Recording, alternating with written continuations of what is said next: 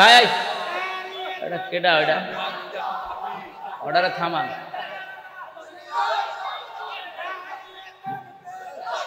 Order থামাতে পারেন না কি করেন কি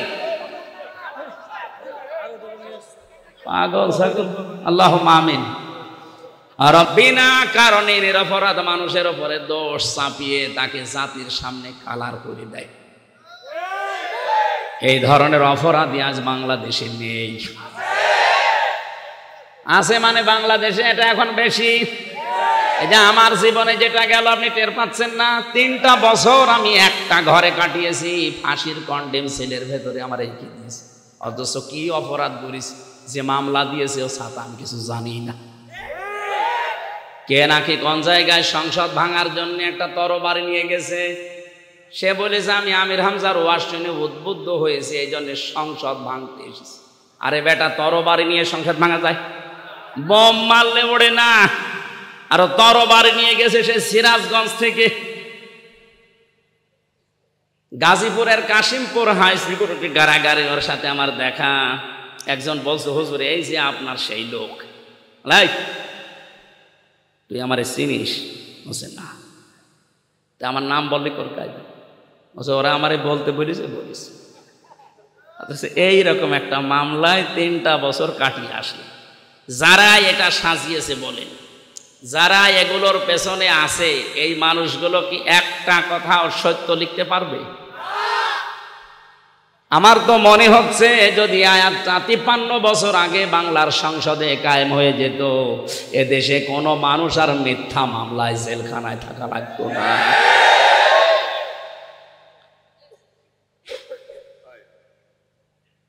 আপনি আন্দাজে একজনের উপরে কেস সাজিয়ে দিলেন একটু ভয় করে না আপনার যে লোকটা তো অপরাধী না আপনি নিজেও জানেন যে কিছুই জানে না ঘরে ঘুমিয়ে আছে চোখ খুলে দেখছে জেলখানায় কি গো তুই গাছ কেটেছিস তুই গাড়িতে আগুন লাগিয়েছিস অথচ কিছুই জানে না ঘরে ঘুমিয়েছিল আবার জেলখানায় ঘুমিয়ে আছে মনের দুঃখ নিয়ে হঠাৎ চোখ খুলে দেখছে বাড়িতে কি গো মাঝখান থেকে আল্লাহর ওলিরা 2 লাখ টাকা ওর বাড়ি থেকে নিয়ে নিছে এটা মনে হয় ওই আমেরিকায় চলছে এদেশে এখনো শুরু হয়নি আপনার জন্য জাহান্নামে হোতামারে দরজা এখন ওপেন এখনই থামেন শুধু ওয়াজ শুনতে আসা না এখান থেকে এটা নিয়ে যাওয়া লাগবে আন্দাজে কারো উপরে আমরা দোষাদোষি করব না তালাতালি করব না এর দোষ ওর ঘাড়ে চাপিয়ে দেব না যদি এটা দিয়ে থাকেন তাহলে ওই দরজা কিন্তু খোলা ওখান থেকে এখনো ফিরে আসার সময় আছে ওই দরজা থেকে ফিরে জান্নাতুল ফেরদাউসের দরজায় যান এই যে হোতার মানে যে জাহান্নামের দরজা এটা যাওয়ার জন্য খুব বড় অপরাধের কথা বললাম একেবারে ছোট আমরা কিছু মনেই করছি না 2 নাম্বারটা আর মারাত্মক আল্লাযী জামা মালা ওয়া আদ্দাদা 2 নাম্বার অপরাধ তাদের তারা মাল সম্পদ জমা করে আর বারবার হিসাব করে গণনা করে ইয়াহসাবু আন্না মালাহু আখলাদা মনে করে মাল আমার কাছে চিরস্থায়ীভাবে থাকবে বলেন নাউজুবিল্লাহ দ্বিতীয় অপরাধটা একবার ব্যাখ্যা করি তো যারা মাল জমা করে কি জমা করে মাল কি হ্যাঁ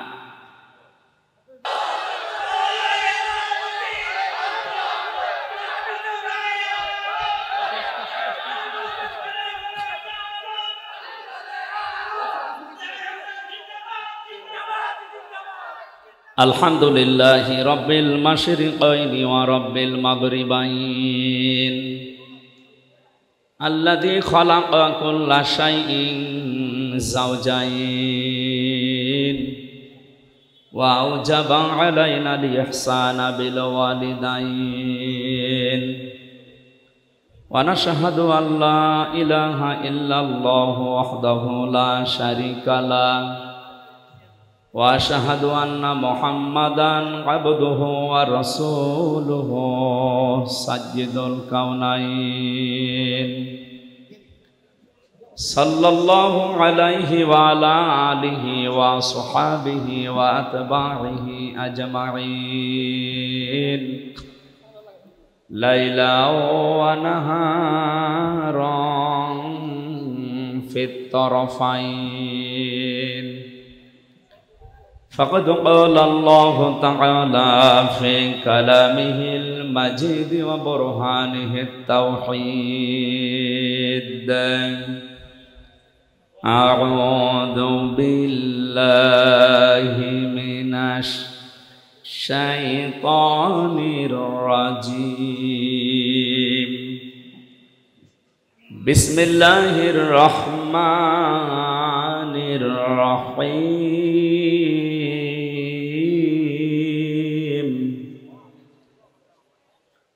لها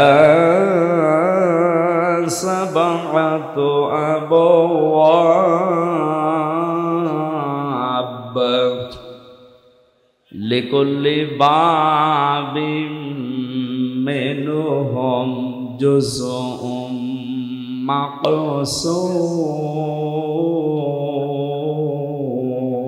مقسوم صدقت يا ربنا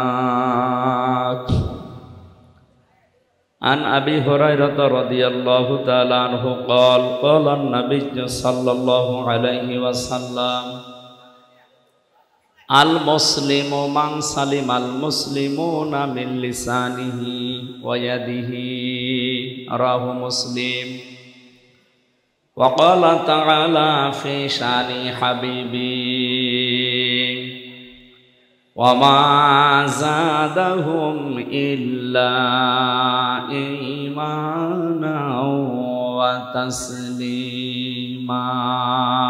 اللهم صل على এটা খেয়ে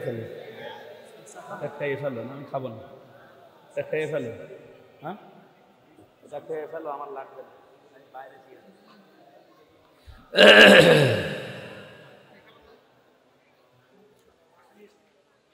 আমি যদি কখনো তায়েফে যাই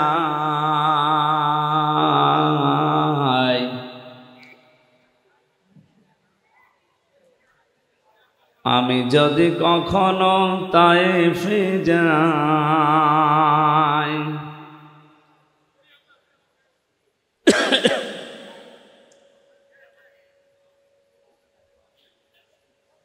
আলহামদুলিল্লাহ বাংলাদেশের ঐতিহ্যবাহী জেলা চট্টগ্রাম সাতকানিয়া থানার অন্তর্গত চিপবাড়ি মহিলা আলিম মাদ্রাসা চিপবাড়ি বায়তুল শরফ শাহ জাব্বারিয়া এতিমখানা ও হেফজখানা আল হামেদি দারুল হুফাজ একাডেমি বায়তুল শরফ আল হামেদি ইনস্টিটিউটের উদ্যোগে মরহুম আলহাজ সুলাইমান রহমতুল্লাহ আলাইহে 25তম বার্ষিক সভা মহাবিশ্বের মহাবিশ্বয় মহান রব্বুল ইজ্জাতুল জালালের মুখের পবিত্র বাণী কোরআনে কারীম পবিত্র কোরআনে কারীমের এই অনুষ্ঠানের সম্মানিত সভাপতি বায়তুল শরফ চট্টগ্রামের সম্মানিত পীর সাহেব আল্লামা হযরত শাহ মাওলানা মোহাম্মদ আব্দুল হাই নদভী আতালাল্লাহু উমরাহু ওয়া বারাকাল্লাহু ফি হায়াতি বলেন আমিন। প্রধান অতিথি শাইখুল মাশায়েখ মাননীয় জাতীয় সংসদ সদস্য সাতকানিয়া লোহাগাড়া চট্টগ্রাম জনাব আলহাজ এম এ মোতালেব সিআইপি দামাত বারকাতুহুমুল আলিয়া। বিশেষ অতিথি MD Fulkoli group of industries লিমিটেডের জনাব আলহাজ মোহাম্মদ শাহ আলম। আমন্ত্রিত মেহমান যারা আছেন জনাব সেলিম উদ্দিন, জনাব মোহাম্মদ হারুনুর রশিদ। ওয়ারফা'না লাকা যিকরাক, এদের সম্মান মর্যাদা আল্লাহ যেন দুনিয়া আখিরাতে আরো বাড়িয়ে দেন তাদের ঈমান এবং আমল অনুযায়ী বলেন আমিন। এতক্ষণ পর্যন্ত যারা এখানে আলোচনা রেখেছে উদীয়মান তরুণ বক্তা হাফেজ কারি মাওলানা জুবায়ের আহমেদ তাশরিফ ঢাকা, যার মাধ্যমে সেই কুষ্টিয়া থেকে পর্যন্ত কোরআনে কারিমের দাওয়াত নিয়ে এসেছি, বিশিষ্ট শিল্পপতি সমাজসেবক অত্র এলাকার কৃতি সন্তান জনাব আলহাজ এম এ শুকুর, আতালাল্লাহু উমরাহু ওয়া বারাকাল্লাহু ফি হায়াতি, বলেন আমিন। মঞ্চে বসা সম্মানিত ব্যক্তিবর্গ, সামনে বসা মুসলমান ভাইরা, পর্দার আড়ালের সম্মানিতা মা এবং বোনেরা, প্রশাসনের ভাইরা, প্রাণপ্রিয় চট্টগ্রামবাসী, দল মত নির্বিশেষে কোরআনের অনুষ্ঠানে যারা ইবাদত মনে করে এসেছি, খুশি হয়ে বলছি আলহামদুলিল্লাহ। এই লাইটটা একটু বন্ধ করেন তো, চোখে লাগছে, এটা বন্ধ করে দিন।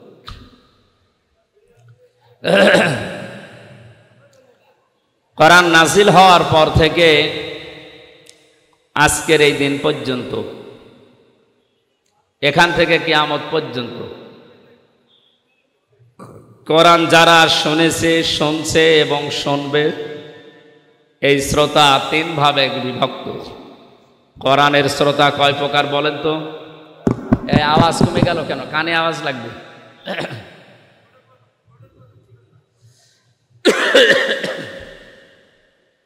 প্রথম নাম্বারে শ্রোতার পরিচয় আল্লাহ দিয়েছেন যারা কোরআন শুনলেই বাধা দিত।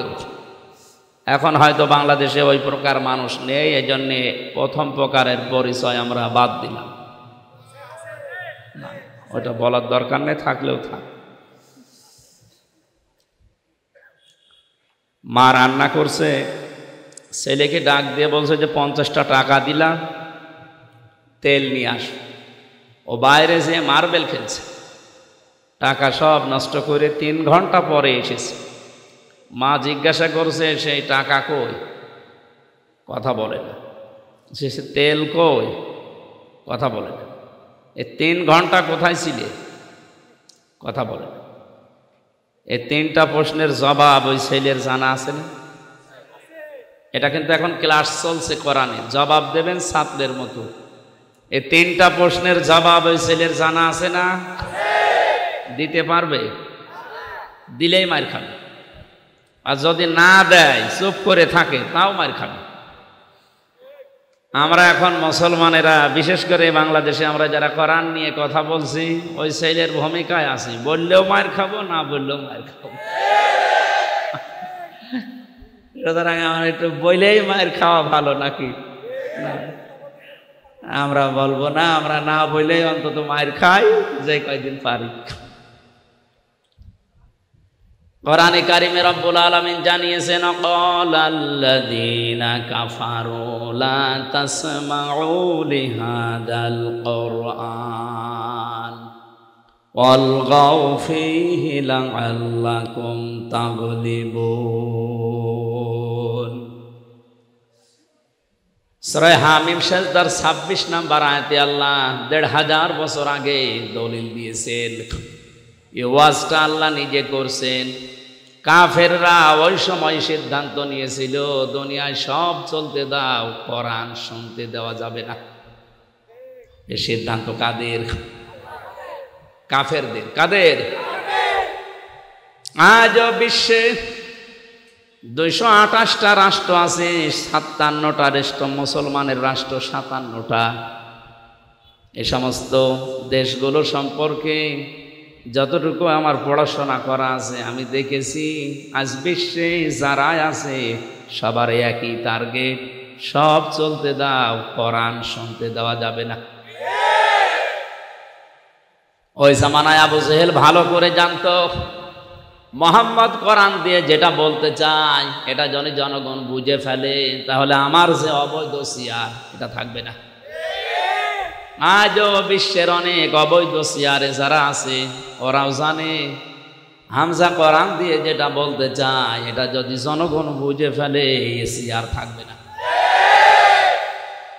এই জন্যে আমরা যদি নাও বোঝার ভান করে থাকি, ও শয়তানগুলো কিন্তু ভালোই বুঝে। শুধু শুনতে দেওয়া যাবে না এতটুকু শেষ করেনি, আল্লাহ পাক বলেন অলগাও ফিহি।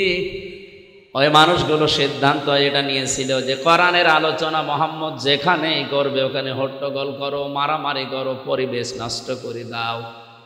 লাআল্লাকুম তাগলিবুন, আশা করা যায় তোমরা বিজয়ী হবে, বিজয়ী থাকবে। বলেন নাউজুবিল্লাহ। কোরআন শুনতে দেয় না, পরিবেশ নষ্ট করে দেয়। এ আচরণ কাফেরদের। কাদের? কাফের মরে গেলে জানাজা পড়া জায়েজ আছে। আপনি কি ফতোয়া দিচ্ছেন? এত জোরে তো আসতে বলেন। কাফের মরে গেলে জানাজা জায়েজ আছে? কেউ যদি জেনে শুনে কাফের জানাজা পড়ায় ওর কবিরা গুনাহ হবে। তাহলে বাংলাদেশে কিন্তু আমরা দেখতে পাচ্ছি কোরআন যারা বাধা দিচ্ছেন সরাসরি কোরআনের এই আয়াত অনুযায়ী তারা কাফের। এরা মারা গেলে জানাজা দেওয়া, কবরে দেওয়া বেকার হবে। আপনি দিয়ে কি করবেন? কারণ ও এমনিতেও জাহান্নামে যাবে কাফেরদের মতো, অমনিতেও জাহান্নামে যাবে। ওরে আগুন দিয়ে পুড়িয়ে ফেলেন, কবরের জায়গাটা বাঁচবে। জেলখানার ভেতরে 3টা বছর থাকলাম। পাশেই ছিলেন মাওলানা মামুনুল হক। উনি মাঝে মাঝেই বলতেন, হামজা যদি আল্লাহ বের করে তে তওবা করে গেলাম যে জীবনে কোনো কাফের জানাজা পড়াবো না। উনি কি বোঝাতে চেয়েছেন আপনি বুঝেছেন? এই জন্য আমরা যেন কোরআনে সূরা হামিম সেজদার 26 নম্বর আয়াতের বিরুদ্ধে চলে না যায়। আপনি মনে করছেন আমির হামজা তাশরিফ এমনকি আন্দরকিল্লা মসজিদের আওলাদে রসুলকে দিয়ে জানাজা পড়ালে মনে হয় মাফ হয়ে যাবে। কিসের আওলাদে রাসূল, কিসের আমির হামজা? বিশ্বনবী জানাজা পড়ানোর জন্য যাচ্ছিলেন, আল্লাহ কোরআনের আয়াত নাযিল করে নিষেধ করেছেন। শুধু নিষেধ করে আল্লাহ শেষ করেননি, ওয়ালা তুসাল্লি আলা আহাদিম মিনহুম মাতা বাদাউ ওয়ালা তাকুম আলা কবরি ইলা আখিরি আয়াত। সূরা তাওবা 10 নম্বর পারা 19 নম্বর পৃষ্ঠা 9 নম্বর লাইনে 84 নম্বর আয়াতে এটা ফি জিলালিল কোরআনে পাবেন। আল্লাহ পাক বলেন, হে নবী শুধু এই লোকটা নাই, আব্দুল্লাহ বিন উবাই না, এর মতো যত মানুষ দুনিয়া থেকে বিদায় নেবে, এখানে হোম আছে বহু বছর। এটা আল্লাহ আব্দুল্লাহ বিন উবাইয়ের নাম জানতেন না? কথা বলেন না কেন? তার নাম জানার পরও আল্লাহ নামটা না দিয়ে হো দিলেন, হোম দিলেন কেন? তার মানে শুধুমাত্র ওই লোকটা না, কিয়ামত পর্যন্ত যদি ওর মতো আচরণ দুনিয়াতে কেউ করে, উপরে ফিটফাট ভেতরে সদরঘাট। আর আমার তো মনে হয় বাংলাদেশে এখন এই প্রকার মানুষ দিন দিন বেড়ে যাচ্ছে। এদের জানাজা পড়া দূরের কথা, ওদের কবরের পাশেও দাঁড়ানো নিষেধ। আর আমরা দেখি এই শ্রেণীর মানুষ বাংলাদেশে মরে গেলে এদের জন্য 50টা গরু জবাই করে দেয়, মনে করে জান্নাত পেয়ে বসে আছে। এগুলো পুরাটা খালি মানুষ খায়, তাছাড়া কিচ্ছু হয়। কোরআনের 2 নাম্বার শ্রোতার পরিচয় পেয়েছি। এরা বিশ্বাস করে কোরআন আল্লাহর কালাম, শুনতেও আসে এই বিশ্বাস নিয়ে, এমনকি এটা নিয়েও বসে যে আমির হামজা ওর বাবার কথা বলবে না, ও কোরআন দিয়েই বলবে। কিন্তু যখন শোনার পরে দেখে না এগুলো আমার প্র্যাকটিক্যাল লাইফের সাথে মেলে না, তখন আস্তে করে পেছন দিক থেকে কেটে পড়ে। সূরা নিসা 5 নাম্বার পারার 7 নাম্বার পৃষ্ঠার 1ম নাম্বার লাইনের 61 নাম্বার আয়াতে আল্লাহ বলেছেন, ওয়াইদা কিলা লাহু তাআলাউ ইলা মা আনজালাল্লাহু ওয়া ইলার রাসূলি রাআইতাল মুনাফিকিনা ইয়াসুদ্দুনা আনকা সুদুদা। এটা তাফসীরে হাক্কানিতে পাবেন।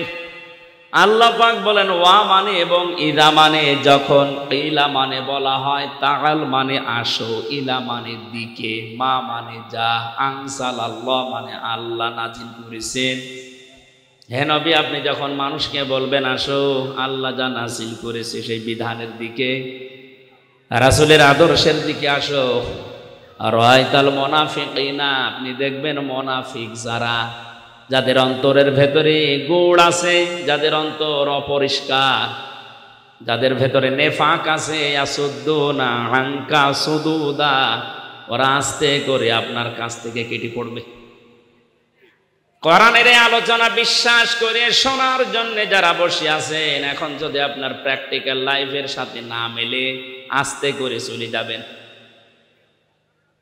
যে যাবে আয়াত অনুযায়ী ওটা টাটকা নির্ভেজাল মুনাফিক। দেখেন কোনটা ওঠে, কেউ উঠবে না। 3 নাম্বার কোরআনের শ্রোতা পরিচয় দিয়েছেন আল্লাহ, ইন্নামাল মুমিনুনা আল্লাযীনা ইযা যুকিরাল্লাহু ওয়াজিলাত কুলুবুহুম ওয়া ইযা তুলিয়াত আলাইহিম আয়াতুহু যাদাতুহুম ঈমানা ওয়া আলা রাব্বিহিম ইয়াতাওয়াক্কালুন। সূরা আনফালের 2 নম্বর আয়াতে আল্লাহ জানিয়েছেন, মুমিন তো তারা যাদের সামনে আল্লাহর নাম উচ্চারণ করা হলে তাদের অন্তরাত্মা কলিজা কেঁপে ওঠে। খুব ভালো করে খেয়াল করে, ওয়াজিলাত কুলুবুহুম, তাদের কলব কেঁপে ওঠে।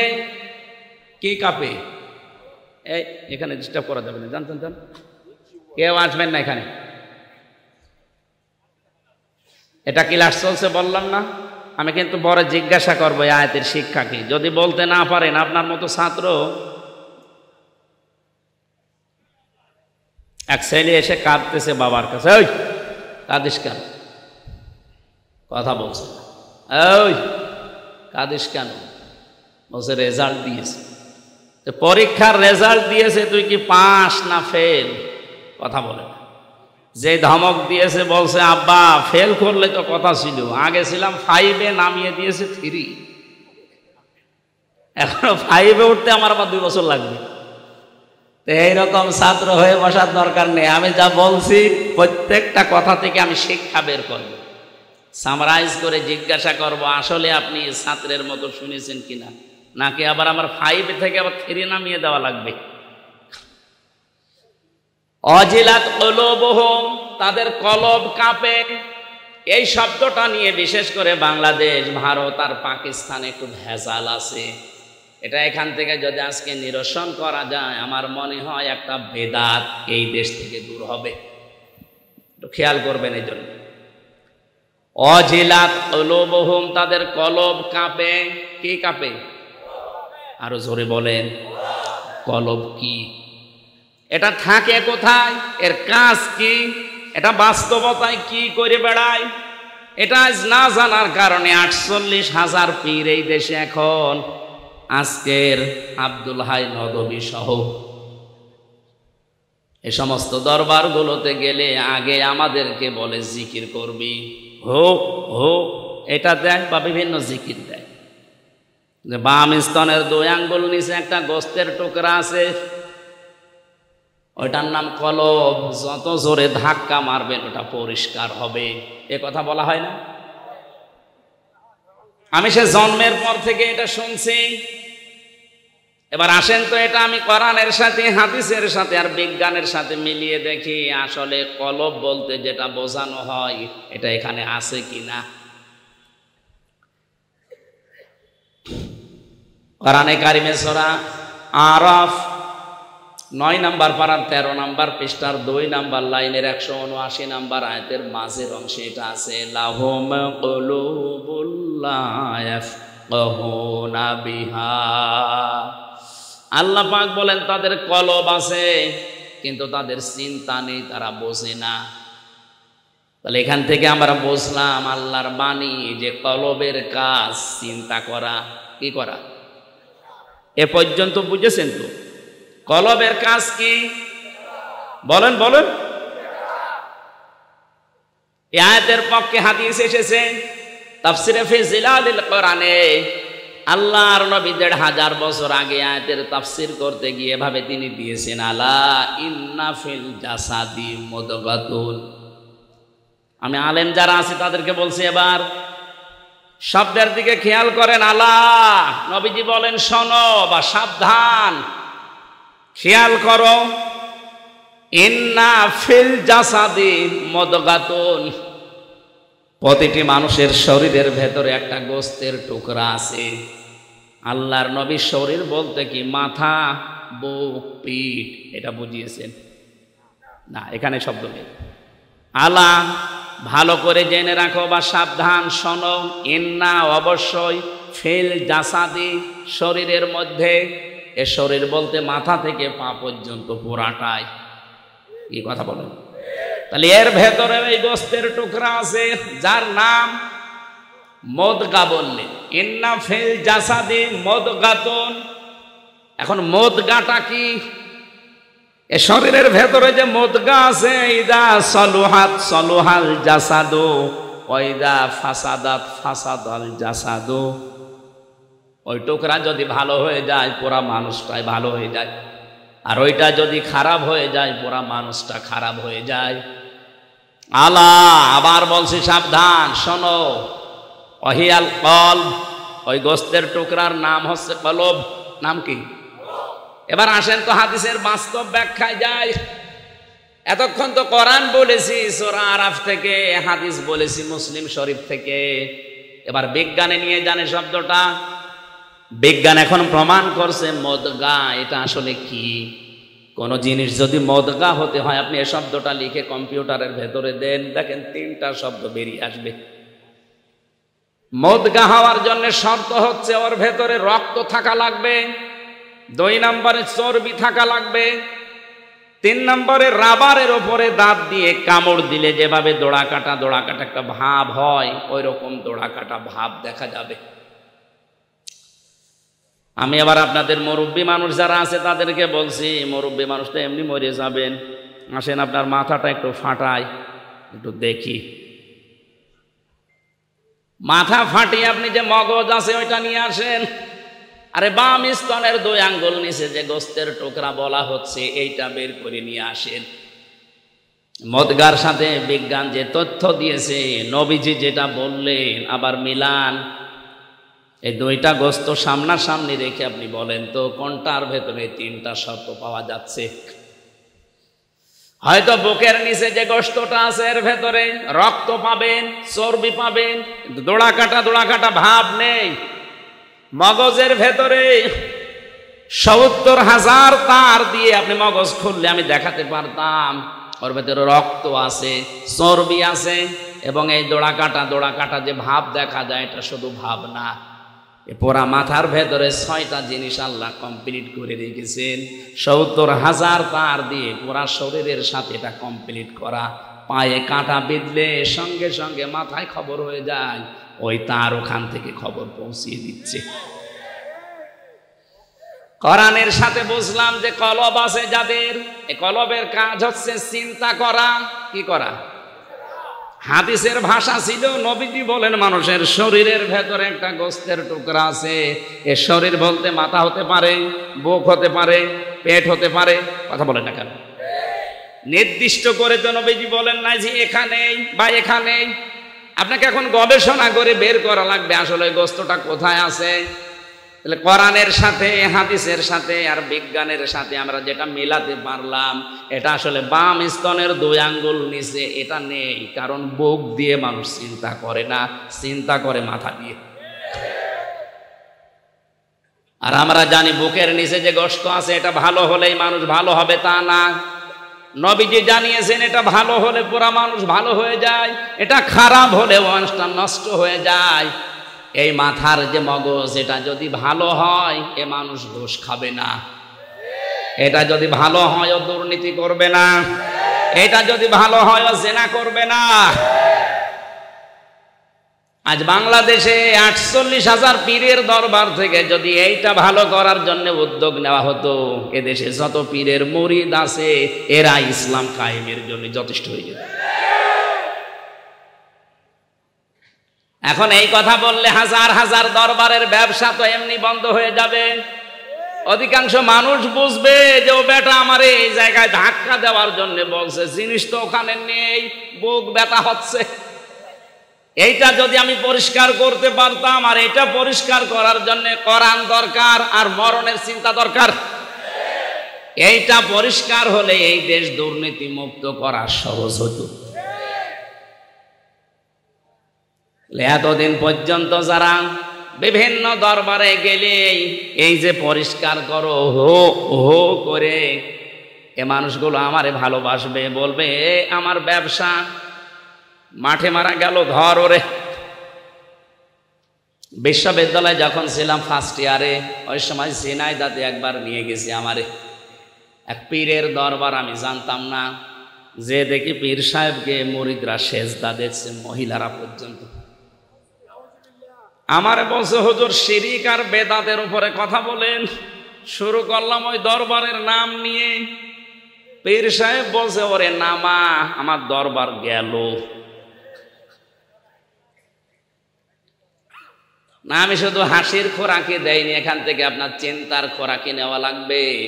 আজ যারা এইটা পরিষ্কার করাচ্ছেন, এটা পরিষ্কার করলে মানুষ ভালো হয় না, এইটা পরিষ্কার হলে মানুষ ভালো হয়। এজন্য আল্লাহর কথা যখন তাদের সামনে তুলে ধরা হয়, তাদের অন্তরাত্মা কেঁপে ওঠে, তাদের কলব কাঁপ ধরে। শুধু কাঁপ ধরে শেষ হয় না, আল্লাহ পাক পরিচয় দিচ্ছেন, ওয়াইদা সামিউ মা উনজিলা ইলার রাসূলি তানাহুম তাফিদু মিনাদ দামি মিম্মা আরাফু মিনাল হক। ইলা আখিরি আয়াত। সূরা মায়েদার ভেতরে আছে 83 নম্বর আয়াত। আল্লাহ পাক বলেন, হে নবী, আপনি যখন কোরআন তেলাওয়াত করে করে মানুষকে শোনাবেন, এর মর্ম বাণীগুলো যারা উপলব্ধি করার ক্ষমতা রাখে, যারা বুঝতে পারে যে আল্লাহ কি বলতে চায়, আপনি দেখবেন মনের অজান্তেই তাদের চোখ দিয়ে পানি পড়ছে। কোরআনের আলোচনায় সবার চোখে পানি আসবে না, এটা বোঝার মতো, উপলব্ধি করার মতো আপনার যোগ্যতা থাকা লাগবে। এটা যদি সত্যি বুঝে থাকে যে আল্লাহকে বলতে চায় আর আমার প্র্যাকটিক্যাল লাইফ চলে কোন কায়দায়, আপনার যদি বোঝ শক্তি আসে, অবশ্যই আপনি কাঁদতে বাধ্য হবেন। হযরত ওমরের মতো এত বড় কঠিন মানুষ যদি কোরআনের কারিমের আয়াত শোনার পরে, বোঝার পরে কাঁদতে পারে, আপনি কাঁদবেন 1 আর 2। আসলে আপনি তো বোঝেনই না, আপনি কাঁদবেন কি করে? যেন যখন তাদের সামনে আল্লাহর আয়াত দিয়ে তেলাওয়াত করা হয়, শুধু কলব কেঁপে ওঠে তা না, ওদের ঈমান যা আছে আমার আল্লাহ ঈমান আরো বাড়িয়ে দেয়। এই জন্য কোরআনে কারীম আবু বকরের সামনে নবীজি পড়েছিলেন, আবু জেহেলের সামনেও পড়েছিলেন। আবু বকর কোরআন শোনার পরে তার ঈমান যা ছিল আরো বেড়ে গেছে, আর আবু জেহেল কোরআন শোনার পরে ওর ঈমান ছিল না, এই জন্য ঈমান বাড়ে না, ওর শয়তানি বেড়ে গেছে। এখানে যদি আবু বকরের মতো মন নিয়ে আপনি বসেন, মাস্ট বি আপনার ঈমান বাড়বে। এই গ্যারান্টি কার? আরো জোরে বলেন। আর আবু জেহেলের মতো মন নিয়ে যদি বসেন, আমির হামজা না, নবীজি এসে ওয়াজ করলো, আপনার কোনো পরিবর্তন হবে না। শয়তান আল্লাহর বিরুদ্ধে অবস্থান নিয়েছে, শুধু সেজদা দেয়নি একটা, ভালো করে শুনবেন। শয়তান আল্লাহর হুকুম মানে নাই কয়টা? আরো জোরে বলেন। কিন্তু শিক্ষা কি এখানে? ও আল্লাহর বিধান শুধু মানে না এতটুকু, কিন্তু আল্লাহর বিধানের এগেনস্টে নতুন কোনো বিধানও তৈরি করেনি।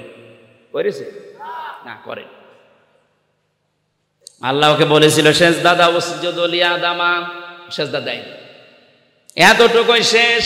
ও যে নতুন করে কিছু তৈরি করবে এটাও করে নাই। কিন্তু পৃথিবীতে আল্লাহর যে বান্দা আল্লাহর আইন মানে না এবং নিজে আইন তৈরি করে আল্লাহর বান্দাদের উপরে চাপিয়ে দেয়, এটা শয়তানের দাদা। জিন শয়তান আর মানুষ শয়তানের ভেতরে পার্থক্য আছে।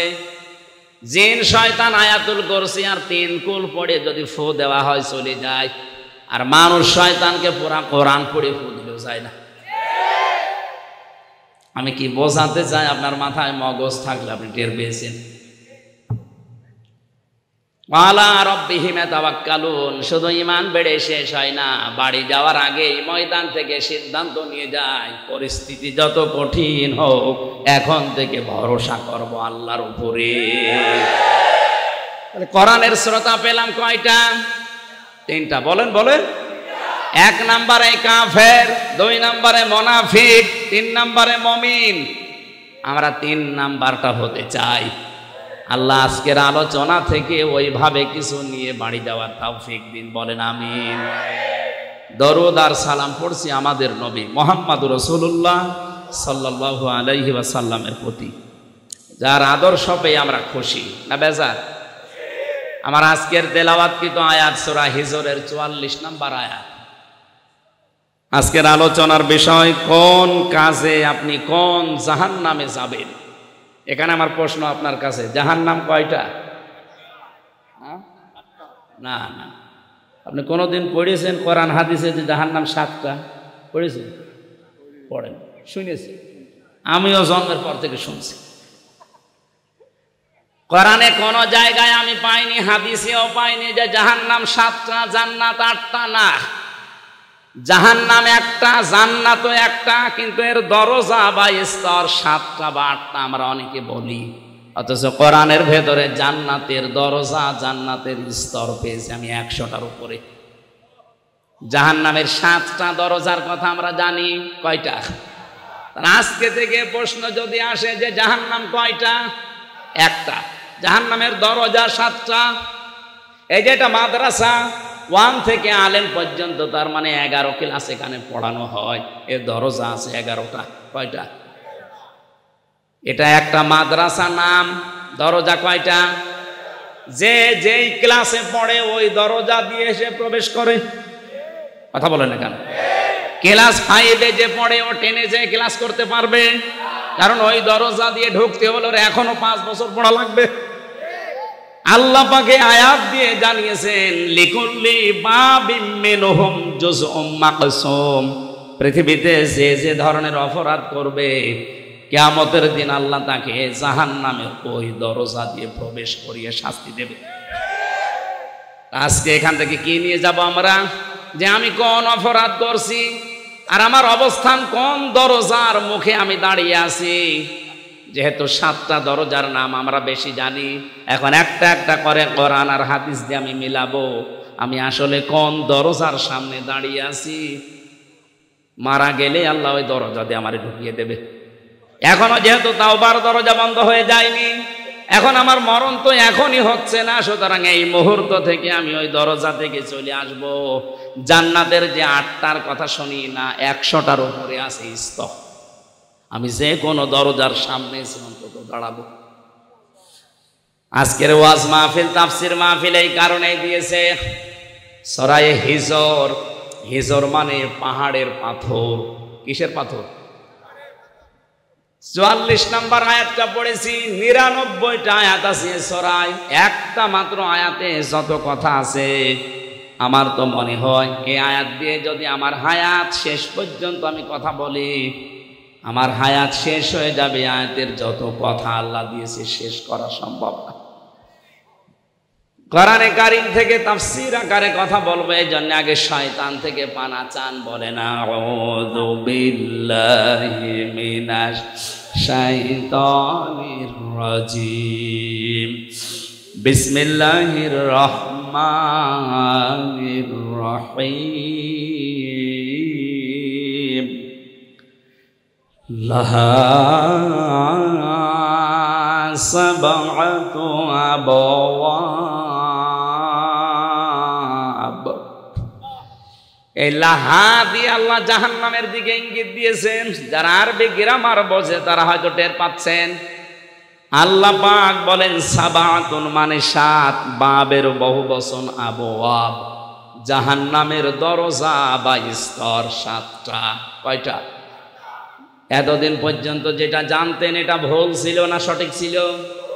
জাহান্নাম 7টা, জান্নাত 8টা না। জাহান্নামও একটা, জান্নাতও একটা।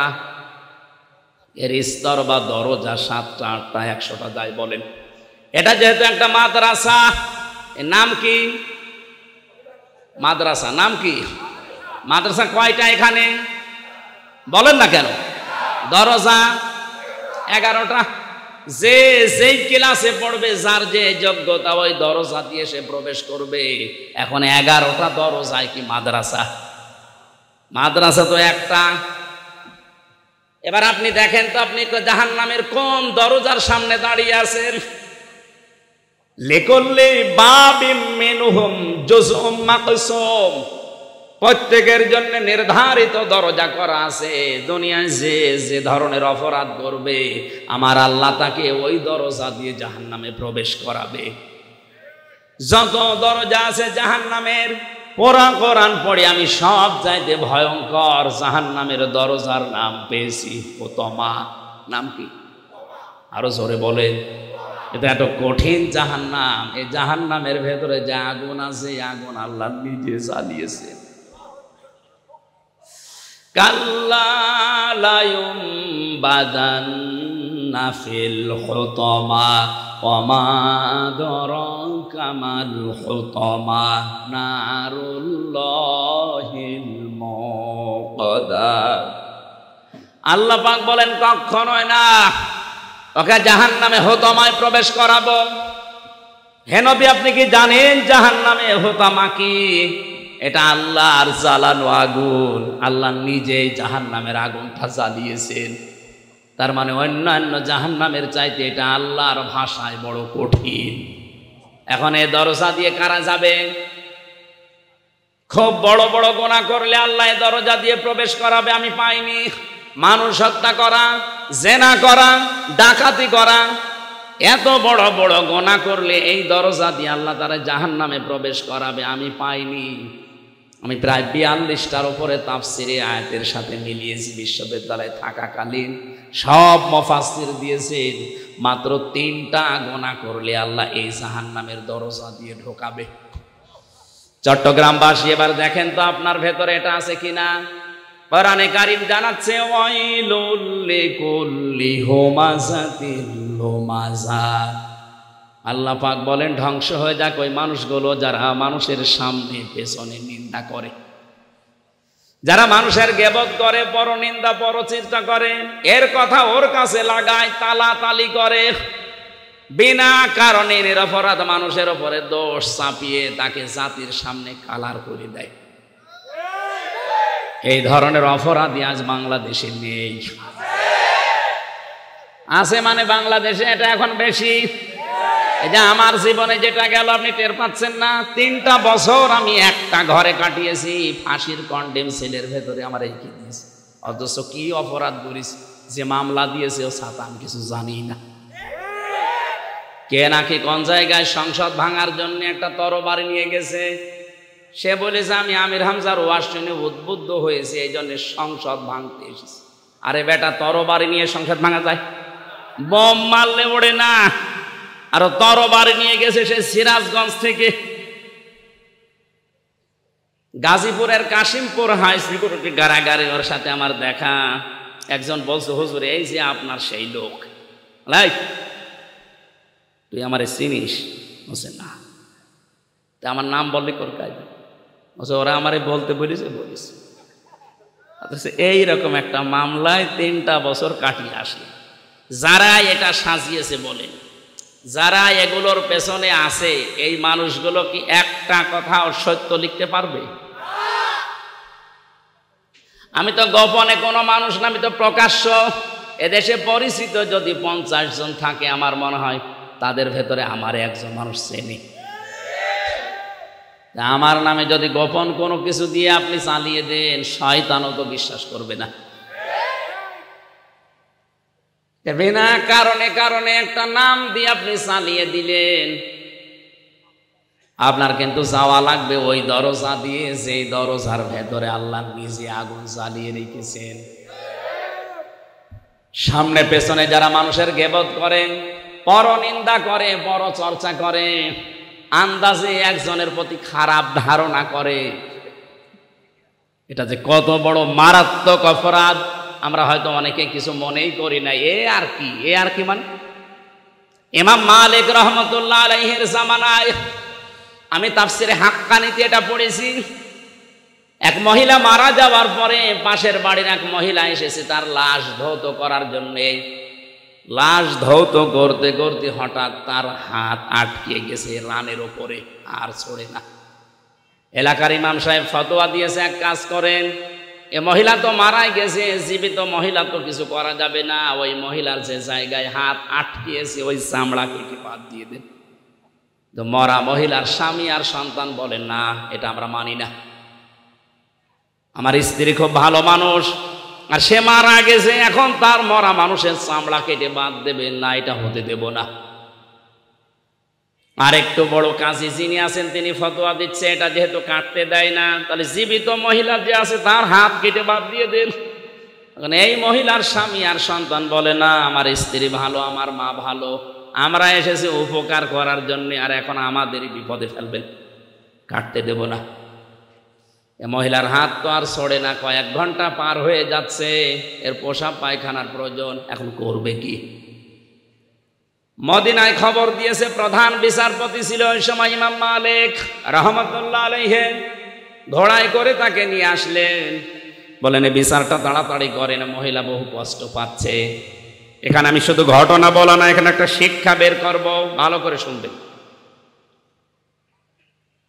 ইমাম মালিক রাহমাতুল্লাহ আলাইহি মহিলাকে পর্দার ভেতর থেকে জিজ্ঞাসা করলেন কি হয়েছে, পুরাটা শোনাও। মেয়েটা কান্নাকাটি করে বলে হুজুর আমার কোনো দোষ নেই, আমি কিছু করিও নাই, আমি ভালো মনে লাশ ধোয়াচ্ছিলাম, হঠাৎ আমার হাত আটকিয়ে গেছে। ইমাম মালিক বলে না, অবশ্যই এর ভেতরে কোনো গোপন কিছু আছে, সত্য কথা না বললে কিন্তু আমার বিচার জানা আছে, আমার কোরআন হাদিসের রাডার আছে আমার কাছে, আমি কিন্তু ধরে ফেলবো। ধমক দেওয়ার পরে মেয়েটা তাক দিয়ে বলছে ইমাম আমি তো লাশ ভালোভাবে ধোয়াচ্ছিলাম, হঠাৎ করে এই মহিলার প্রতি একটা খারাপ ধারণা নিক্ষেপ করেছিলাম, একে একটা জেনার তহমত আমি মনে মনে দিয়েছি, কেউ জানে না, আমি এই যে মনে মনে তার প্রতি একটা খারাপ ধারণা দিয়েছিলাম, একটা জেনার তহমত দিয়েছি, এটা আমি ছাড়া আর আল্লাহ ছাড়া কেউ জানে না, কিন্তু হঠাৎ আমার হাত আটকিয়ে গেছে। ইমাম মালিক বললেন হ্যাঁ আমারও এটাই মনে হচ্ছিল যে কিছু না কিছু গোপন আছে, কারণ কোরআনে কারীম ১৫০০ বছর আগে আমাকে জানিয়েছে ওয়াইদা মামাইয়া কিসবে খাতিয়াতান আও ইসমান সুম্মা ইয়ারমি বিহি বারিয়ান ফাকাদ ইহতামালা বুহতানা ওয়া ইসমান মুবিনা। সূরা নিসা ৫ নম্বর পারার ১৫ নম্বর পৃষ্ঠার ১২ নম্বর লাইনের ১১২ নম্বর আয়াত, তাফসিরে হাক্কানি। আল্লাহ পাক বলেন দুনিয়ায় বহু মানুষ আছে নিজে অন্যায় করে, আর অন্যায়টা যখন হয়ে যায় তখন একটা নিরপরাধ ভালো মানুষের উপরে দোষটা চাপিয়ে দিয়ে নিজে ভালো সাজে, ও যেন প্রকাশ্য পাপের বোঝা বহন করে নিয়ে বেড়াচ্ছে। তুমি যেহেতু একটা খারাপ ধারণা করেছিলে, জেনার একটা তহমত লাগিয়েছে ওই মহিলার উপরে, মান সালিমাল মুসলিমুনা মিন লিসানিহি ওয়া ইয়াদিহি, নবীজি বলেন ওইটাই তো মুসলমান যার হাতের দ্বারা আর মুখের দ্বারা মুসলমানেরা নিরাপদে থাকে। এখানে হাত মানে শুধু এই হাত না, হাত খারাপ ধারণা, আমার আল্লাহ পাপের শাস্তি দুনিয়াতে তোমাকে দেওয়ার জন্য হাত আটকিয়ে দিয়েছে, এখন তোমার শাস্তি হচ্ছে দুনিয়াতে যদি কেউ নিরপরাধ অজ্ঞাত জানে না এরকম মানুষের উপরে জেনার তহমত দেয়, ধর্ষণের মামলা দেয়, তাহলে ৪ জন সাক্ষী তারে জোগাড় করা লাগবে। সূরা নূরের ৪ নম্বর আয়াতটা তিনি পড়ে দলিল দিলেন, ওয়াল্লাযীনা ইয়ারমুনাল মুহসানাতি সুম্মা লাম ইয়াতু বিআরবাআতি শুহাদা ফাজলিদুহুম সামানিনা জালদা ওয়ালা তাকবালু লাহুম শাহাদাতান আবাদা ইলা আখিরি আয়াত। আল্লাহ পাক বলেন দুনিয়াতে কোন মানুষ যদি মুহসিনা নেককার নিরপরাধ কোন মেয়ে লোকের উপরে জেনা ব্যভিচারের তহমত লাগায় আর ৪ জন সাক্ষী যদি জোগাড় করতে না পারে, তাহলে 2টা শাস্তি তারে দুনিয়ায় দেওয়া লাগবে। 1 নম্বরে 80টা বেত মারা লাগবে চামড়ার চাবুক দিয়ে, 2 নম্বরে কোনোদিন আদালতে তার সাক্ষী আর গ্রহণ করা হবে না। তোমার যেহেতু কোনো সাক্ষী নেই, আন্দাজে ধারণা করলে, আল্লাহ পাক যেহেতু পাপের শাস্তি তোমারে দুনিয়াতে যে বুহতানা ওয়া ইসমাম মুবিনা, ফাকাদ ইহতামালা মানে বহন করে নিয়ে বেড়ায়, তোমার এখন শাস্তি বহন করতে দিয়েছে আল্লাহ।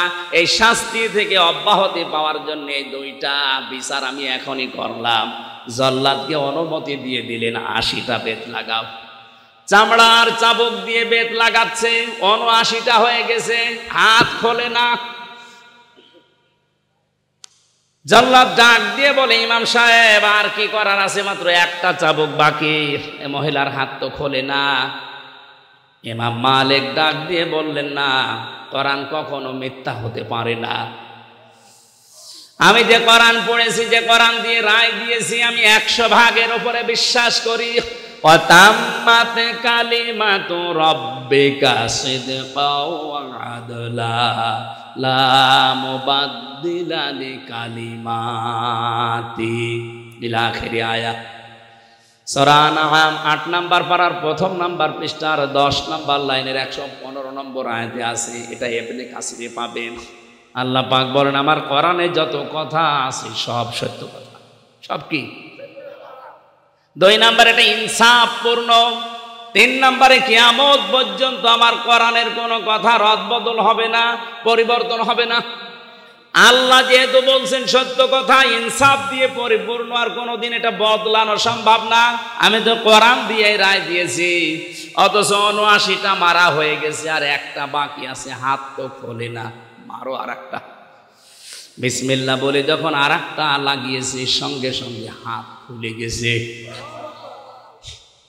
আমি শুধু সুবহানাল্লাহ, আল্লাহু আকবার বলার জন্য বলছি না। 2 নম্বর শাস্তি, ওই মহিলার কোনোদিন জীবিত থাকতে আর তার সাক্ষী আদালতে নেওয়া হবে না। আমার তো মনে হচ্ছে যদি আয়াতটা 53 বছর আগে বাংলার সংসদে কায়েম হয়ে যেত, এদেশে কোনো মানুষ আর মিথ্যা মামলায় জেলখানায় থাকা লাগতো না।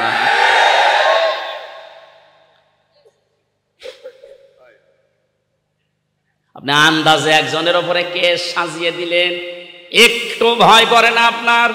যে লোকটা তো অপরাধী না, আপনি নিজেও জানেন যে কিছুই জানে না। ঘরে ঘুমিয়ে আছে, চোখ খুলে দেখছে জেলখানায়। কি গো, তুই গাছ কেটেছিস, তুই গাড়িতে আগুন লাগিয়েছিস, অথচ কিছুই জানে না, ঘরে ঘুমিয়েছিল। আবার জেলখানায় ঘুমিয়ে আছে মনের দুঃখ নিয়ে। হঠাৎ চোখ খুলে দেখছে বাড়িতে। কি গো, মাঝখান থেকে আল্লাহর ওলিরা 2 লাখ টাকা ওর বাড়ি থেকে নিয়ে নিছে। এটা মনে হয় ওই আমেরিকায় চলছে, এদেশে এখনো শুরু হয়নি। আপনার জন্য জাহান্নামে হোতামারে দরজা এখন ওপেন। এখনই থামেন। শুধু ওয়াজ শুনতে আসা না, এখান থেকে এটা নিয়ে যাওয়া লাগবে। আন্দাজে কারো উপরে আমরা দোষাদোষি করব না, তালাতালি করব না, এর দোষ ওর ঘাড়ে চাপিয়ে দেব না। যদি এটা দিয়ে থাকেন তাহলে ওই দরজা কিন্তু খোলা, ওখান থেকে এখনো ফিরে আসার সময় আছে। ওই দরজা থেকে ফিরে জান্নাতুল ফেরদাউসের দরজায় যান। এই যে হোতার মানে যে জাহান্নামের দরজা, এটা যাওয়ার জন্য খুব বড় অপরাধের কথা বললাম। একেবারে ছোট আমরা কিছু মনেই করছি না।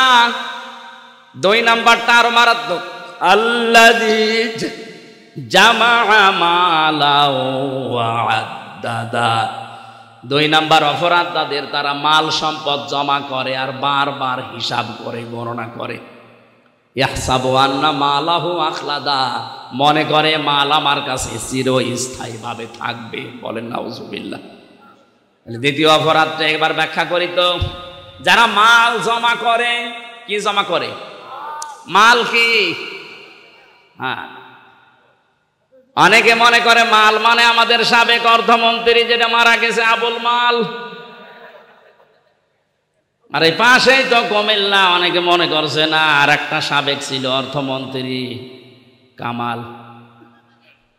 এই মাল নাকি? তাফসিরে ইবনে কাসিরের ভেতরে মালের ব্যাখ্যা পেয়েছি আমি 5টা। কয়টা? এবার আসেন তো 5টা ব্যাখ্যা তাফসির আকারে একটু চিন্তা করে দেখি আমাদের সাথে মিলছে কিনা, নাকি কাহিনী শুরু করব? আমি তাফসির আকারে কথা বলছি, কি আপনাদের খারাপ লাগছে? আমার ওই সাপের কাহিনী, মাছের কাহিনী মুখস্থ আছে, তো ছাতা বলে করবো কি? আমি 2.5 ঘন্টা ধরে সাপের কাহিনী বললাম, আপনি শুনিয়ে গেলেন। বাড়ি যাওয়ার সময় জিজ্ঞাসা করবো, কিছু বলতে পারবো তো ওইটা বলে আমার লাভ আছে? আমি আধা ঘন্টা কথা বলি। তো কোরআনে কারিমে পৃথিবীর শ্রেষ্ঠ ওয়াজ, এখান থেকে যদি একটা শব্দের কিছু নিয়ে যাওয়া যায়, ওইটা জীবন সাকসেস হয়ে যাবে। কোরআন শরীফ যদি কাউকে পরিবর্তন করতে না পারে, আপনি বিশ্বাস করতে পারেন তার কপালে আর হেদায়েত নেই। এমনকি কোরআন বাদ দিয়ে পৃথিবীর কোন জায়গায় যদি কেউ ভালো হওয়ার নিয়তেও যায়, আল্লাহ নিজে দায়িত্ব নিয়ে তাকে আরো খারাপ বানিয়ে দেয়। মানিত্তাবাআল হুদা বিগাইরিল কোরআন আদাল্লাহুল্লাহ। এখানে যারা গ্রামার বোঝে আরবি জিজ্ঞাসা করেন, আদাল্লাহ শব্দটা বাবে ইফআল থেকে এসেছে। দল্লা ইয়াদিল্লু যদি হইতো তাহলে বাংলা অর্থ আসতো আপনি নিজেই নিজেকে গোমরা বানিয়ে ফেলেছেন। আদাল্লাহ বাবে ইফআল থেকে আসার কারণে বাংলা অর্থ দাঁড়িয়েছে আপনি হয়তো ভালো হওয়ার নিয়তে কোনো জায়গায় গিয়েছিলেন, কিন্তু কোরআনে কারিম সেখানে ছিল না, কোরআনের কর্মসূচি ছিল না, এজন্য আল্লাহ নিজে দায়িত্ব নিয়ে আপনাকে আরো গোমরা বানিয়ে দেবেন। এই চট্টগ্রামে যে সমস্ত দরবারে কোরআন চলে না, কোরআনের নিয়ম নীতি নেই, ওখানে কেউ ভালো হওয়ার নিয়তে গেলেও আল্লাহ তাকে খারাপ বানাবে। মরহুম আল্লামা আব্দুল জব্বার রহমতুল্লাহ আলাইহের কাছে গেলে উনি কোরআন তুলে দিত আগে। তার দরবারে কোরআনের কর্মসূচি ছিল, কোরআনের শিক্ষা ছিল, এজন্য মানুষকে আল্লাহ নিজে হেদায়েত দিত। আর এখন 48,000-এর উপরে দরবার, অধিকাংশ জায়গায় গেলে মানুষ আরো ভালো হওয়ার পরিবর্তে খারাপ হয়ে যাচ্ছে, কারণ অধিকাংশ দরবারে এখন কোরআন নেই, কোরআনের কর্মসূচি নেই। এই কথা বলেন না কেন? আমাদের কুষ্টিয়ার লালনের মাজার অনেকে মনে করে না আল্লাহর অলি শুয়ে আছে যায়, অথচ সারা বাংলাদেশ করিয়ে আপনি যেই কয় মন গাঁজা না পাবে, ওখানে তার চাইতে বেশি গাঁজা পাওয়া যায়। পুলিশ পাহারা দিয়ে গাঁজা খায়, খা আমরা আসি। আগে হয়তো বিড়ি সিগারেট গাঁজা খেত না, ওই দরবারে যাওয়ার পরে এখন গাঁজা খায়।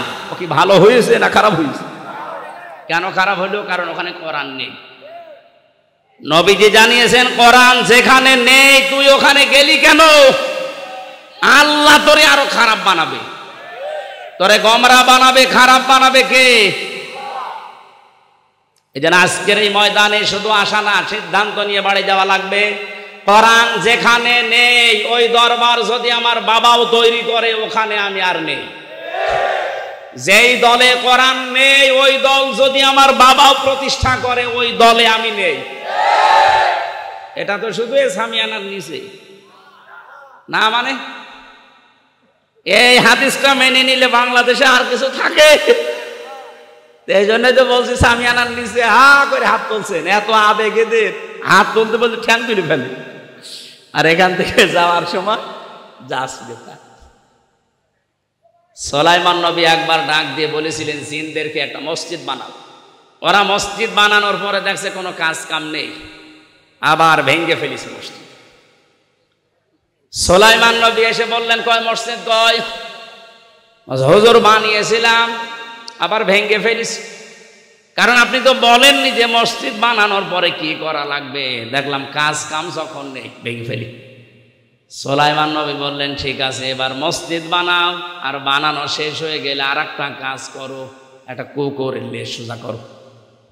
মসজিদ বানানোর পরে একটা কুকুর নিয়ে এসেছে, লেজ ধরে টানাটানি করে সোজা হয়ে যায়, যে ছেড়ে দেয় আবার কাছে যায়। এভাবে হবে না, তেল নিয়ে আয়, মোবাইল নিয়ে আয়। তেল মোবাইল নিয়ে টানাটানি করে, যেই লম্বা হয়ে যায় আবার ছেড়ে দিলে জায়গায় যায়। এভাবে হবে না, বাঁশ নিয়ে আয়, বাঁশ দিয়ে বেঁধে রাখ টাইট করে। কয়েক ঘন্টা বেঁধে রেখেছে, মনে কাছে হ্যাঁ ষাট হয়ে গেছে, যেই ছেড়ে দেয় আবার যা ছিল তাই। আমার তো মনে হচ্ছে হাদিসটা বলার পরে যেভাবে হাত তুললেন, আমাদের চরিত্র ঠিক ওই কুকুরের লেজের মতো। থাকি আমাকে খারাপ বানাবে কে? এই তো ওয়াজ হয়ে গেছে, আমি মোনাজাত করে দিই না, মানে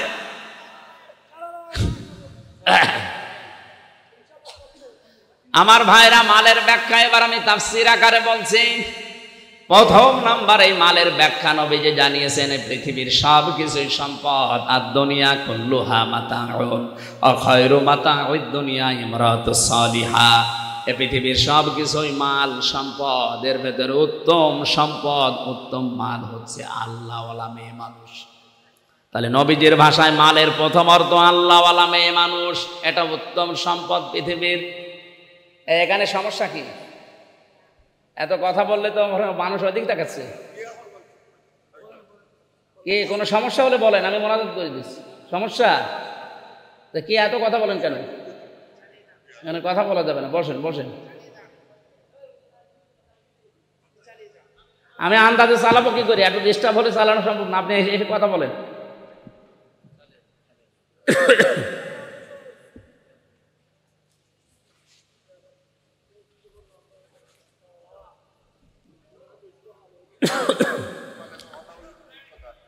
না, আমি ডিস্টার্ব হলে আসলে কথা বলতে পারেন, এটা আমার বদ অভ্যাস মনে হয়, আমার হয় না। আপনি একদিকে কথা বলবেন, আমি একদিকে, কি আন্দাজে কি বলে বোঝাবো কি? আপনি যদি না বোঝেন, এই ঘন্টার পরে ঘন্টা বসে থাকার দরকার আছে? এতক্ষণ ঘুমালে আমার কাজ হতো। কথা বোঝা দরকার। 5 ঘন্টা ওয়াজ করার কোনো দরকার নেই। আপনি আধা ঘন্টা শোনেন, কিন্তু ছাত্রের মতো শুনে যেন আপনি বাড়ি নিয়ে যেতে পারেন। আর যদি লোক দেখানোর জন্য দিয়ে থাকেন, ছাতা দেওয়ার দরকার নেই। না, ব্যাখ্যা করতে গেলে সময় লেগে যাচ্ছে, আমি শুধু থিওরিগুলো বলে দিচ্ছি।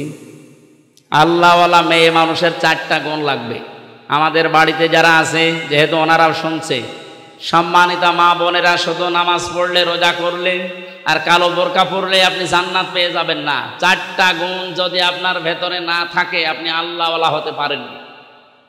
আর আল্লাহওয়ালা না হতে পারলে নবীজির ভাষা অনুযায়ী শ্রেষ্ঠ সম্পদ আপনি না, আপনার জন্য জান্নাতেরও দরজা খোলা নেই।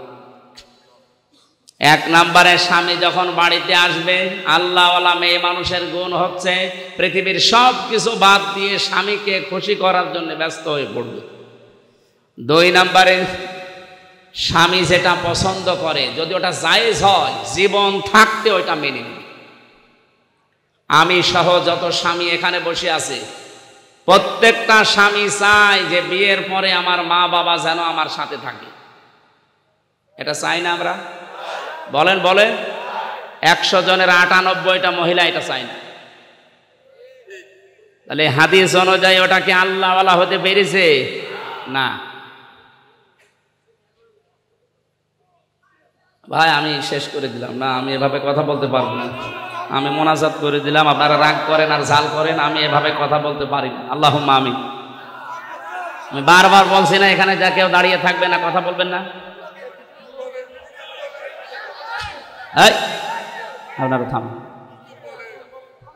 কে বলবে বলবে, বারবার বলেন। বললাম না এখানে কথা বলবেন না। ইয়ার কি করছে আপনাদের সাথে? আমি নিজেরা শুনছে না, মানুষকে শুনতেও দিচ্ছে না। ভণ্ডামি করার জন্য এখানে এসেছে। কনসার্ট হচ্ছে, এটা মমতাজের গান হচ্ছে না, একদিকে তাল মারবেন আর একদিকে কথা বলবেন। এটা বললাম না, এটা ইবাদত চলছে। ইবাদত যেভাবে করা লাগে ওইভাবে করেন। এখানে ঘুষুর ঘুষুর ঘুষুর, ওখানে ঘুষুর, কি সমস্যা কি বলবেন তো?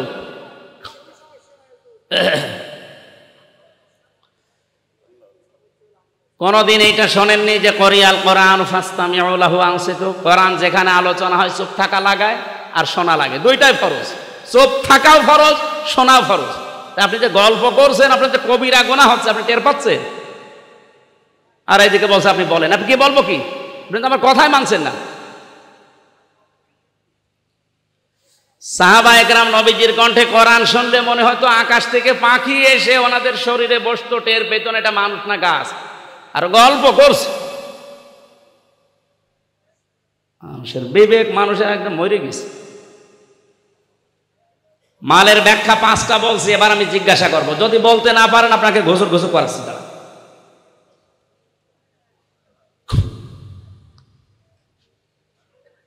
বললাম না, কাহিনী ভিত্তিক কথা বলা একটা। এই যে হাবিবুর রহমান যুক্তিবাদী সাহেব কালকে আমার সাথে ছিল, ওনাদের একটা জামানা ছিল আলাদা। ওনারা এক কাহিনী বলতো, 2.5 ঘন্টা 3 ঘন্টা পার হয়ে যেত, মানুষ ওইভাবে শুনত। এখন আর কাহিনীর যুগ নেই। ওই কিচ্ছা কাহিনী গল্প এখন আর কেউ শোনেও না, শুনতেও চায় না। কোরআনের পাখি দুনিয়া থেকে বিদায় নিয়ে চলে গেল। উনি এই সিস্টেমটা চালু করে সারা দুনিয়ায়। এখন আমি তো কয়েকটা রাষ্ট্রে ঘুরলাম, যেখানে যাই ওই কিচ্ছা কাহিনী গল্প মানুষরা শোনে না, বলো হুজুর তাফসীর আকারে কথা বলে। কারণ মান ক্বালা বিহি সাদাকা, যারা কোরআন দিয়ে কথা বলে এরা সত্য কথা বলে। আর কোরআনের বাইরে যত কথা আছে, ওই মাছের কাহিনী, সাপের কাহিনী, সব বানানো। আমরা এসেছি কোরআনের কথাই শোনার জন্য, নাকি আমি কাহিনী শুরু করব বলেন তো? আমি বললাম না আগে যে আমার কাহিনীও মুখস্থ আছে, ও ছাতা আমি বলেও দেখেছি, কোনো লাভ হয় না। এক কান দিয়ে শোনে আর এক কান দিয়ে মজা পাই, বের করে দেয়। আমি যেটা বলছি এটা চিন্তার খোরাকে দিচ্ছি, আপনি চিন্তা ভাবনা করে বাড়ি নিয়ে যান। সুবহানাল্লাহ আলহামদুলিল্লাহ লা ইলাহা ইল্লাল্লাহ সুবহানাল্লাহ আলহামদুলিল্লাহ।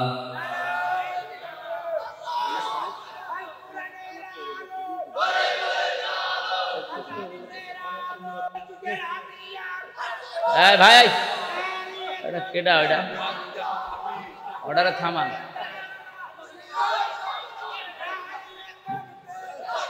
অর্ডার থামাতে পারেন না, কি করেন কি? পাগল ছাগল। আল্লাহুম্মা আমিন। রব্বানা আতিনা ফিদ দুনিয়া হাসানা ওয়া ফিল আখিরাতি হাসানা ওয়া কিনা আযাবান নার। রব্বুল আলামিন বড় আশা নিয়ে কোরআনের কথাগুলো আমরা বলছিলাম, চাতক পাখির মতো তোমার বান্দা বান্দিরা শুনছিল। আল্লাহ তাআলা যে কোনো কারণে আমরা আজকে বন্ধ করে দিলাম, যতটুকুই শুনেছি কোরআনের এই কথাগুলো আমাদের বাস্তব জীবনে আমল করার তৌফিক দাও। আল্লাহ তাআলা কোরআন শোনার জন্য, বোঝার জন্য তোমার এই বান্দাগুলো এত পাগল, এ মানুষগুলো তুমি মেহেরবানি করে ওমরের মতো বানিয়ে দাও।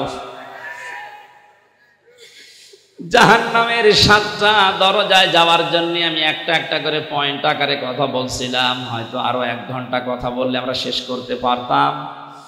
আল্লাহ তাআলা যে কোনো কারণে আমরা বন্ধ করে দিয়েছি, তুমি দেখতে পাচ্ছ। যারা কোরআন শুনতে মানুষকে দিতে চায় না, তাদের হেদায়েত কামনা করছি। এই চট্টগ্রামকে তুমি কোরআনের মার্কাজ বানিয়ে দাও। এই আয়োজনে যাদের সারা সম্পৃক্ত আছে, আল্লাহ তাআলা এদের মা বাবা যাদের কবরে আছে এদের মাফ করে দাও। আমরা যতটুকু শুনলাম আল্লাহ আমাদের প্র্যাকটিক্যাল লাইফে এগুলো সাজিয়ে দাও। আল্লাহ তাআলা দুঃখ ভারাক্রান্ত মন নিয়ে আজকে আমরা শেষ করে দিলাম। মাহফিলের সম্মানিত সভাপতি থেকে প্রধান অতিথি থেকে আজকের যিনি সার্বিক সহযোগিতায় আছে, প্রত্যেকের জন্য আমি মুসাফির অবস্থায় আছি, মাজলুম অবস্থায় আছি, অসুস্থ অবস্থায় আছি, আমি দোয়া করছি এদের জন্য তুমি হামে ওয়া নাসির হয়ে যাও। আমরা অনেকে অসুস্থ আছি, আমাদেরকে শেফায়ে কামেলা আজেলা দাও। এদেশের দায়িত্বে যারা আছে, প্রধানমন্ত্রী শেখ হাসিনা থেকে শুরু করে যত মানুষ দায়িত্ব পালন করছে, এদেরকে সততার সাথে পালন করার তৌফিক দাও। আল্লাহ তাআলা এদের কাজগুলো তুমি ইবাদত হিসাবে কবুল করো। মানুষ হিসাবে আমাদের যাদের অন্যায় কাজ হয়ে গেছে হচ্ছে, এগুলো তুমি নিজ করে মাফ করে দাও। মনের ভেতরে আমাদের যার যে কামনা বাসনা আছে, আমাদের জায়েজ আশাগুলো পূর্ণ করে দাও। 53টা বছর হয়ে গেল দেশটা স্বাধীন হয়েছে, কত মানুষ চালিয়েছে বিভিন্ন কায়দায়। কোরআন দিয়ে চললে কেমন দেখা যায় আজও দেখি নাই। এই বাংলার সবুজ ভূখণ্ড 56,000 বর্গ মাইল, কোরআন দিয়ে চললে কেমন দেখা যায় ওইটা দেখে মরার তৌফিক দাও। বারাকাল্লাহু লানা ওয়া লাকুম ফিল কোরআনিল আযীম। আমার আগে যারাই কথা বলেছে, বিশেষ করে ছোট ভাই তাশরিফ, আল্লাহ তোমার এই গোলামকে তুমি কোরআনের খাদেম বানিয়ে দাও। মাওলানা হোসাইন আহমেদ মাহফুজ, আমার রাসিফ ভাই সহ যত মানুষ এই মাহফিলের জন্য বিভিন্ন লাইন দিয়ে শ্রম দিয়েছে, তাদের শ্রমগুলো কবুল করে নাও। এ মাদ্রাসাটা মঞ্জুর করো, দ্বীনের মার্কাজ বানিয়ে দাও। আগামীতে এই মাহফিল কোরআনের প্রসারের জন্য আরো বিশাল আকারে কবুল করো আল্লাহ। কখন কার মরণ চলে আসে জানি না আল্লাহ, আমরা সাধারণ মরণ চাই না, মরণের সঙ্গে সঙ্গে যেন কালেমাটা আমরা পেয়ে যাই, লা ইলাহা ইল্লাল্লাহু মুহাম্মাদুর রাসূলুল্লাহ।